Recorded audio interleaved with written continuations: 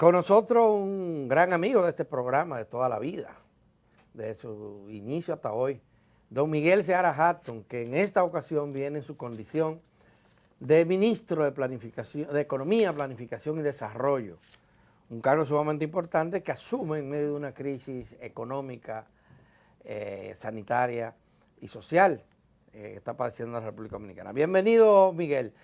¿Qué tal? ¿Cómo estamos? Buenos Ya días. tiene 2 semanas en el cargo. Son muchas las metas que se ha propuesto el gobierno en materia de planificación. Una Así de ellas es. tiene que ver con la reorganización misma de las instituciones del Estado, en vista de que ustedes han encontrado muchas, pero muchas instituciones haciendo lo mismo desde el Estado y a veces hasta compitiendo una con otra.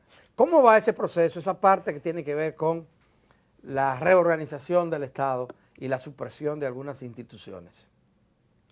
Va firme, pero quizás un poco lento por todo el trámite burocrático que hay que hacer para reestructurar las instituciones. En mi caso, por ejemplo, nos encontramos que en un proceso de reunificación de lo que era la Dirección General de Cooperación Internacional, multilateral, y lo que era la DGTO, la Dirección General de Ordenamiento Territorial, que ambas estaban en la práctica había sido una costumbre en el ministerio que existieran en la práctica tres ministerios de manera independiente.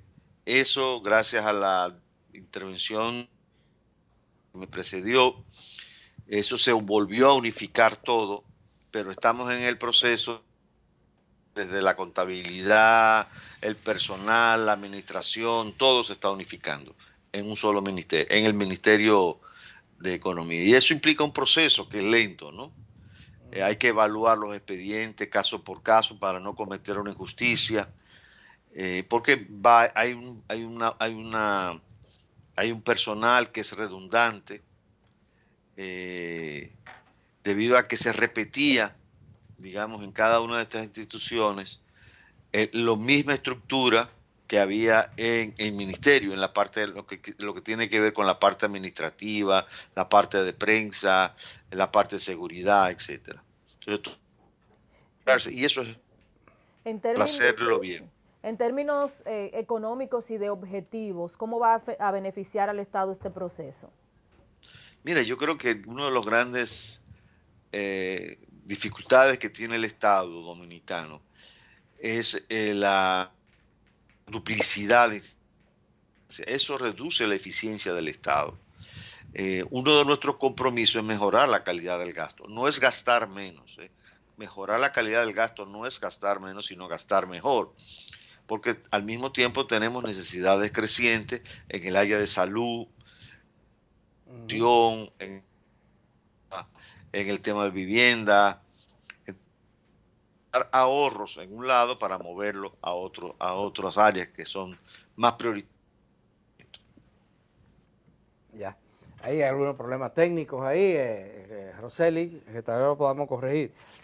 Miguel, esa es el área Sí. específica del ministerio, lo que directamente depende del Ministerio de Economía, Planificación y Desarrollo. Pero resulta que no sé qué relación tiene con ese ministerio otros procesos, qué relaciones tienen otros procesos que se están dando en el Estado, porque se está hablando de reunificar también todas las instituciones que tienen que ver con servicios sociales y tener solo un Así gabinete es. de esto. ¿Cómo se explica, cómo va eso? ¿O qué Bueno, relación tiene eso con ustedes? bueno, no, lo que pasa es que la idea inicial con la que llegamos al gobierno y la decisión del gobierno es crear un instituto de protección social, porque el gabinete es un espacio de concertación. El Correcto. gabinete no es un espacio de ejecución. Entonces, hay que crear, y eso ha dañado la política, la institucionalidad del país, porque en la medida en que una instancia de coordinación se convierte en una instancia de ejecución, entra en conflicto con los demás ministerios.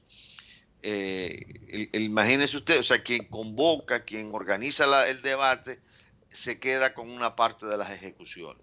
Entonces eso crea una gran dificultad. En el caso, por ejemplo, del gabinete social, debería participar educación, salud, mujer, juventud, el mismo Ministerio de Economía, en fin, toda una cantidad de instituciones del Estado, pero como un espacio de coordinación en donde la política social es una sola y donde participan todas las instituciones en ese debate, en esa organización. Asimismo, hay, por ejemplo, el gabinete de agua, hay un gabinete de energía, ya el gabinete de agua se reúne periódicamente, ya se fijó una fecha para que ese gabinete se reúna semanalmente para discutir cómo van a intervenir, y ahí están participando INAPA, el INDRI, en fin, todas las instituciones, EGEGIT, que ver con el manejo del recurso agua, y se traza una política en conjunto y se ve el sector en conjunto. Pero esa coordinación, el que ejerce la coordinación no puede ser ejecutor, porque si no entraría en conflicto y cada vez que hay un proyecto crea una situación muy difícil de manejar que a la larga disuelve el gabinete, como ocurrió, por ejemplo, anteriormente con el caso del gabinete social, donde el gabinete social dejó de ser un espacio de concertación y se convirtió en un espacio ejecutor. En realidad es un instituto de protección social o un ministerio, pero no puede seguir siendo un gabinete como tal. Ahí habría que crear una instancia que reúna todo lo que tiene que ver con los subsidios condicionados y no condicionados, que esté el ADES, que estén instituciones, por ejemplo, que se ocupan de la protección social de sectores que por derecho no tienen derecho, pero no tienen acceso, como por ejemplo puede ser los envejecientes, acceso a esos derechos, ¿no? Como pueden ser los envejecientes, como pueden ser las personas con discapacidad y otros programas del gobierno, como puede ser por ejemplo, los comedores económicos o organismos esta institución que ayudaba a nivel de la provincia o del municipio, en fin, todo eso tiene que organizarse mucho mejor para garantizar la efectividad y evitar redundancia de instituciones, porque al tú concentrarlos todo en una sola institución te reduce toda una serie de gastos administrativos que hoy día son redundantes. Ministro, sabemos que el panorama a nivel económico es bastante cambiante con toda esta problemática de la pandemia, pero queremos saber cuáles son las proyecciones que tiene para final de año el gobierno, cómo se prevé que va a finalizar la economía, y en vista de eso ya deben prepararse el proyecto de presupuesto para el año 2020. ¿Cuáles serían las expectativas? ¿Cuál sería el déficit? Mire, con relación al comportamiento de la economía, la expectativa se han hecho varios modelos evaluando la situación. Lo que esperamos cuarto trimestre haya una relativa recuperación de la economía, un crecimiento cercano, positivo, digamos que estaría entre 0 y 1. Esa sería la expectativa que tenemos para el primer trimestre, el último trimestre del año, aunque en todo el año el crecimiento va a ser negativo. Estaría del orden del 4, quizás lo más, del menos 4, sí, del menos 4 a menos 5. Ahí es muy difícil, 4 puntos tanto, o sea, es un número, es un rango que parece lo más factible. Alrededor de menos 4, nosotros estamos calculando alrededor de menos 4, pero va a ser un poquito menos, un poquito más. Bueno, hay presupuesto que... En cuanto al presupuesto. Sí. Bueno, la situación presupuestaria se está replanteando, todavía no está... este mes tiene que se están construyendo los números, y yo creo que sería un poco prematuro de mi parte hablar sobre la situación del presupuesto del año que viene. No estamos hablando del presupuesto del año que viene, porque ya el presupuesto de este año salió el complementario. este presupuesto adicional, donde nos está indicando que va a haber una situación compleja. Vamos a tener un déficit que va a rondar alrededor del 9% del PIB.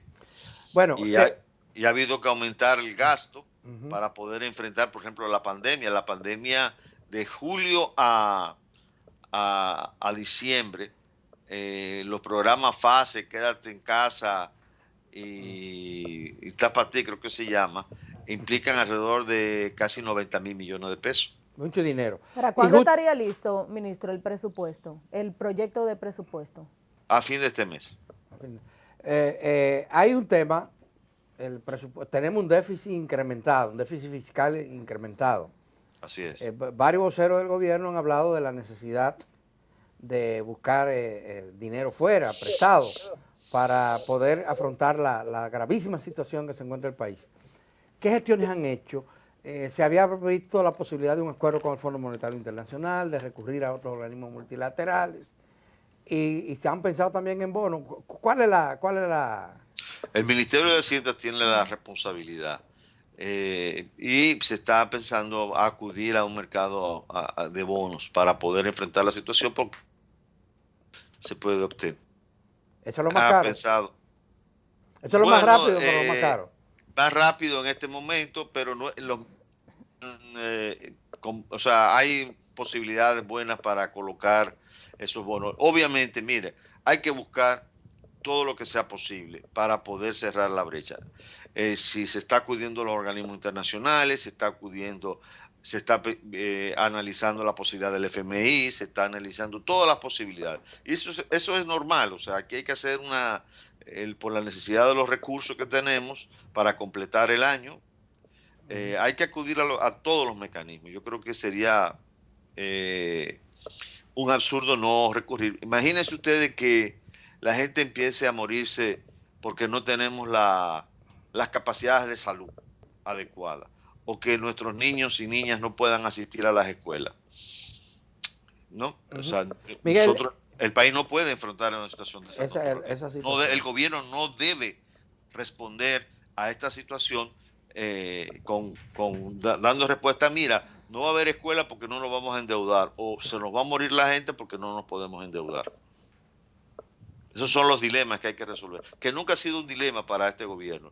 Lo prioritario ha sido, lo ha dicho el presidente, es mejorar la salud, garantizar que la población sobrepase esta crisis. Por eso hemos asumido las ayudas que daba el gobierno anterior, y seguimos nosotros con esas ayudas. El presidente Luis Abinader inicia hoy una serie de reuniones con líderes políticos, opositores, en busca de un consenso para enfrentar el coronavirus.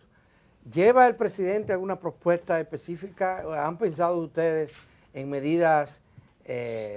nuevas medidas extraordinarias para enfrentar esta pandemia que no cede, porque siguen muriendo nuestra gente y siguen infectándose muchas personas?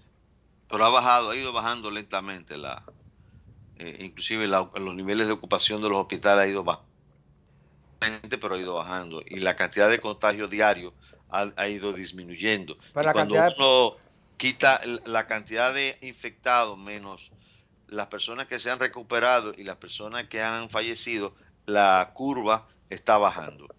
Mira, yo entiendo que eso se debió haber hecho hace mucho tiempo.